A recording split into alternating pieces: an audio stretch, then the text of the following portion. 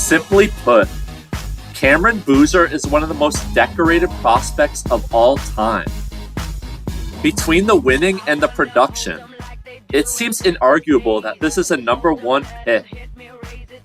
A generational player who will immediately alter the trajectory of a franchise. But that will not be the case with this draft. Why is that? Most top prospects are either oozing with tools or blessed with indomitable skills. Cameron Boozer is neither. He is a ground-bound 6'9" forward without a mesmerizing handle or a free-flowing jump shot. As a result, we are all guilty of an aesthetic bias. When someone is successful in a non-visceral, non-imagination capturing way, we assign less meaning to it. We often chalk it up to happenstance rather than dominance. Then we lock in on the weak points and project them forward to the lead. And these areas do exist for Boozer. The most plain to see is the lack of explosiveness. Despite solid measurables, it will make scaling up as a center nearly untenable. His weak side rim protection is non-existent.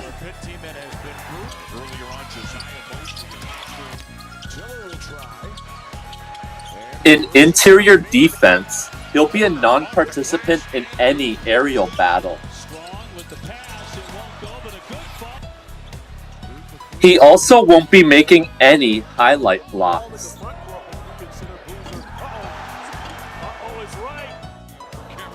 Boozer's ground coverage for contesting shots is not there either, which is an important scene in this NBA, with bigs hiding on the back line versus less threatening corner shooters. On offense, the explosiveness is brought to the forefront during finishing.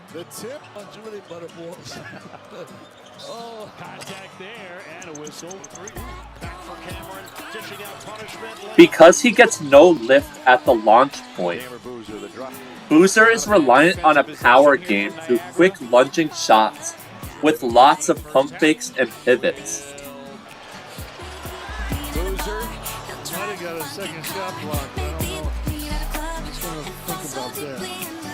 Father's going to say something to him. I'm going to think about it too.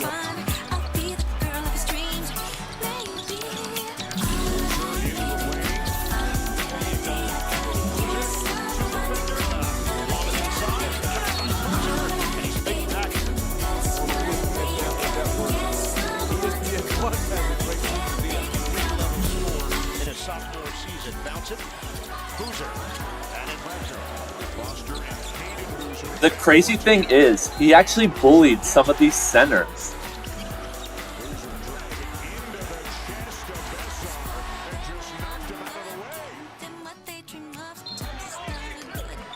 Another is the jump shot. Yes, it goes in. Yes, it has underappreciated versatility. Coach at your alma mater is not an easy thing either. And John is 22-8 already to this point. Boozer outside, and yet another thing he can do to be.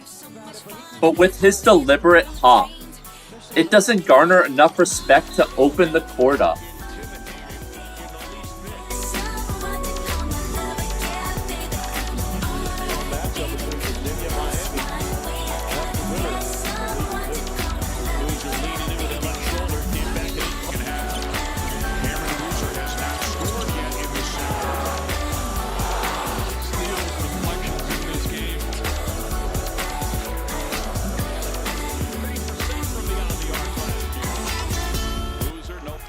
Once scouting reports caught on to the fact that Boozer's bag is somewhat one-dimensional, there was far too much mashing his head against the wall.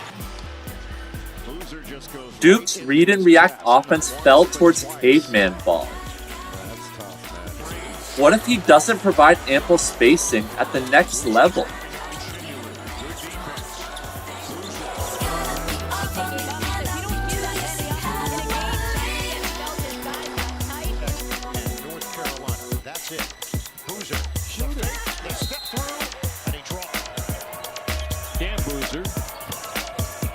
take it to the paint.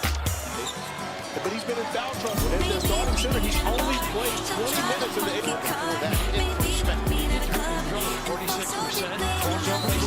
Handoff for Boozer, swinging for his brother Cameron. And took it to the chest of Reed, who blocks it. Now trying to dig for it. And Mullins came over to get his hand on it. Duke now 4 for 15 from three-point. But to me, the most damaging in college was the perimeter defense. McQuaid back in. Jones is. I wrote this record while 30,000 feet in the air. Stewart is complimenting me on my nappy hair. If I could. While the stats may have been good, there were far too many ugly moments. Back and forth and up and down in a hurry. McCray working against Cameron Boozer right hand. The feet may never be quick. The technique, on the other hand, needs to improve. Too often was he lunging on his closeouts, with foot placement that was much too aggressive. I think he might be too wide in his stance as well. Boozer switches on to him.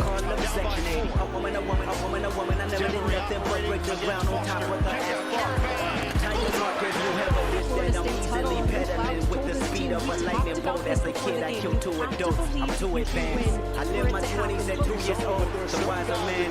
Truth be told, I'm like 87. Wicked as 80 rebels in a pool of fire with devils holding hands. From a distance, don't know which one is a switching down.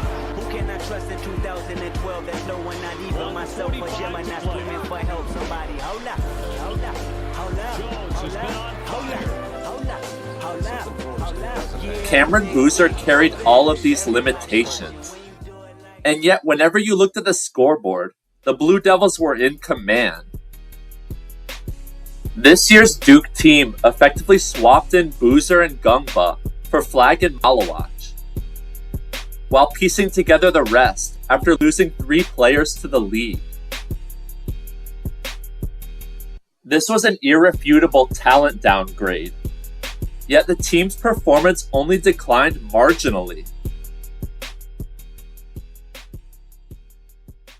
This is because he utilizes what he does have, to maximize every possession. This starts with being opportunistic, as Cam is wired to ruthlessly exploit the point of least resistance, time after time. It's a motor and physicality league now. Cameron Boozer is special in these aspects. He will bludgeon any opponent who isn't prepared to match this.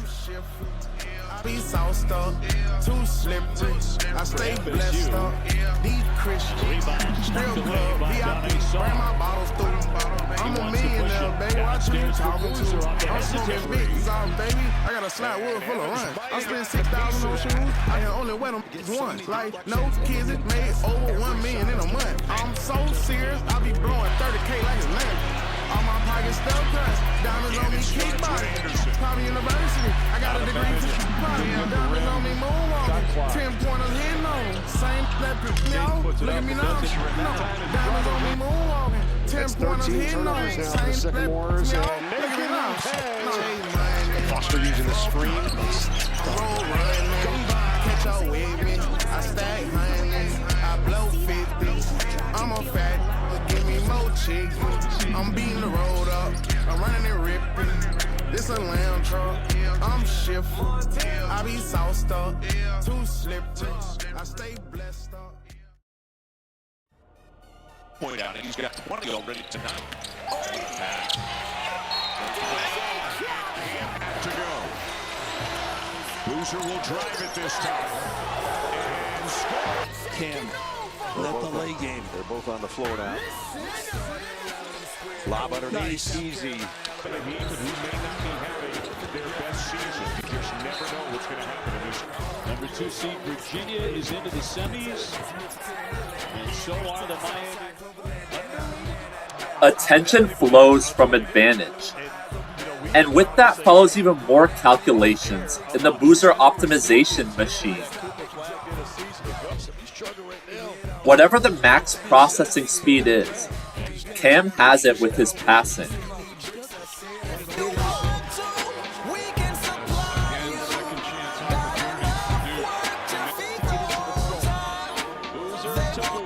Here's Cameron Boozer. Duke beginning to steal the momentum in this second half. Boozer dumps it out. To limit Duke with one shot. They've done a really good job defending the first possession. 21.7 assists a game, back in the hotel because of flu-like symptoms. Rated the country's #1 defender. There goes Boozer to kick it out. Evans is open, depending on shot selection. Under 8 minutes to go. Pick and pop. Evans for the lead. Pick up. My goodness. All night long. Putting it in the ball screen. Good pass to Boozer. I'm calling him a one-trick pony, but he knows what he's doing.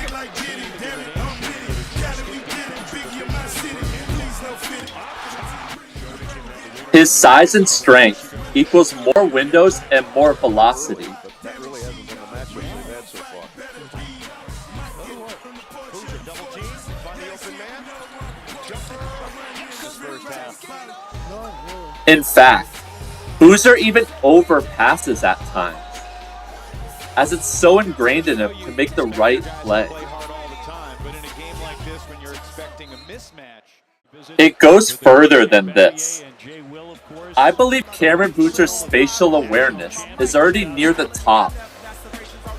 At times, it seems like he has eyes on the back of his head. Not to evoke that guy in Denver, but there are similarities. This applies to his reaction and hand-eye coordination as well.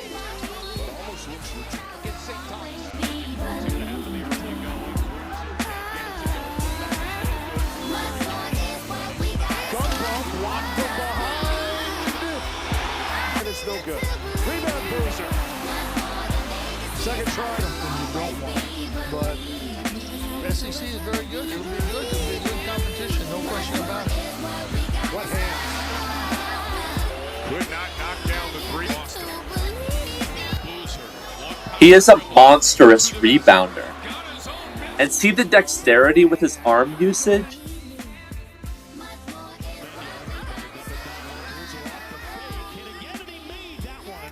Feel is the undercurrent for everything Cameron Boozer is and will be. Think about how many instantaneous decisions must be made on any given play. He will enter the league primed to adapt to any kind of system, any kind of teammates, and any kind of coaching staff, just because he already sees things at a level most don't. And not just adapt, but thrive and impose his winning ways. It also means that his game will evolve in ways we don't necessarily envision. Can we expect him to figure out the one-on-one defense with his anticipation and sense of angles?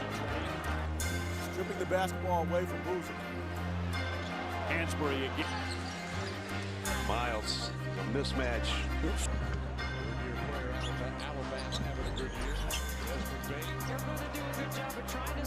Boozer will always somewhat manage things and bait players into bad shots with his quote-unquote fat man defense.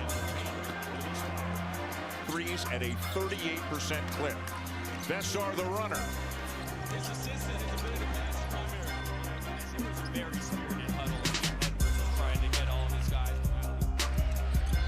Despite the tough shot making, I liked how he guarded his former AAU teammate, Caleb Wilson.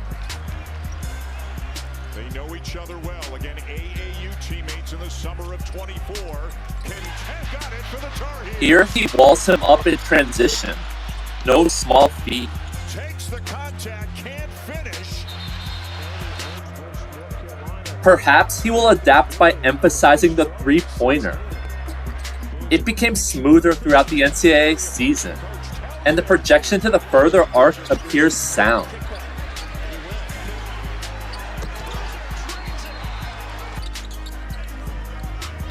Developing in-between counters will likely be crucial. Does this look irredeemable?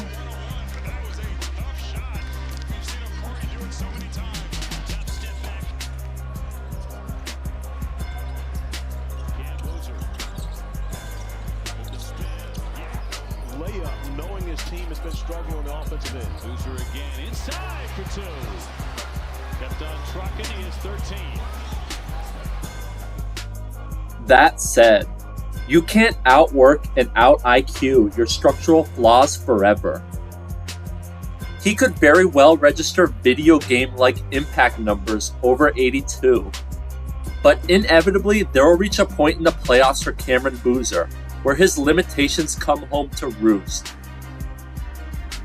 This specter will always loom in the back of our minds. Thus, how you value Boozer as a prospect is largely philosophical. Are we building for the marathon or for the crucible? Are the postseason results a foregone conclusion, or more dependent on injuries, matchups, and small sample size noise? Are any of AJ DeBonsa, Darren Peterson, or Caleb Wilson potential superstars? Ultimately, I view Cameron Boozer as just a notch below generational. But he is such a sure thing that I cannot rank anyone in this class above him. While I have Darren Peterson in the same tier, I think the Wizards would be foolish to pass on Cam. He would be a sorely needed culture setter, and a great fit with Trey Johnson, Keyshawn George, and particularly Alex Sarr. Feel like I missed something? Any and all feedback is appreciated. Thanks for watching.